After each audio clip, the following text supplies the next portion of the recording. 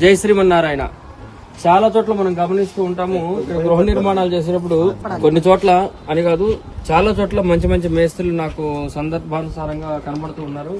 విజయవాడలో సుమారు 16-17 ఇళ్ల పైన కంప్లీట్ అయ్యి ఇటీవల కాలంలోనే అనేక జిల్లాల్లో చూస్తూ ఉంటాం. కొంతమంది మటుకే మేస్త్రులు చూసేటువంటి సందర్భాలు ఉంటాయి, కొంతమంది మటుకే చూస్తుంటారు, కొంతమంది కాన్ఫిడెన్స్ గా కూడా ఉంటుంటారు. ఇక్కడ చూడండి జాగ్రత్తగా మట్టం అయిపోయింది, ఇల్లు ఆల్మోస్ట్ బెల్ట్ వేశారు, బెల్ట్ మీద ఒక బ్రిక్ వర్క్ వేశారు, షార్టర్ వేశారు, పిల్లర్ పైకి లేపిన తర్వాత కూడా మేస్త్రి గారు ఇక్కడ మనకు విజయవాడ పెనంలూరు దగ్గర ఉంటారు, చిన్ని మేస్త్రి గారు అని. వారు ఏం చేశారంటే నేను వచ్చేసరికి ఆల్రెడీ 9-12 మట్టానికి ఎల్యాంగిల్ లాగుతాం కదా, అంటే మనం చూసినా చూడకపోయినా ఇది ఆల్రెడీ నేను ఇది చెక్ చేసుకున్నాను సార్ అని చెప్పేసి ఇక్కడ 9 పెట్టారు. ఇక్కడ చూడండి ఇట్రండి, ఇక్కడ చూస్తే కనుక ఇక్కడ 12 పెట్టుకున్నారు, 9-12.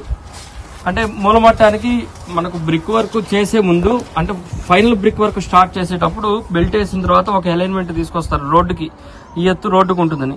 ఇక్కడ 9-12 పెట్టుకున్నారు. నువ్వు అటు వెళ్ళినన్నా చక్కగా ఇది 15 వచ్చిందా లేదా అని చెప్పేసి రెడీ చేసి చెక్ చేసి పెట్టుకున్నారు అనమాట.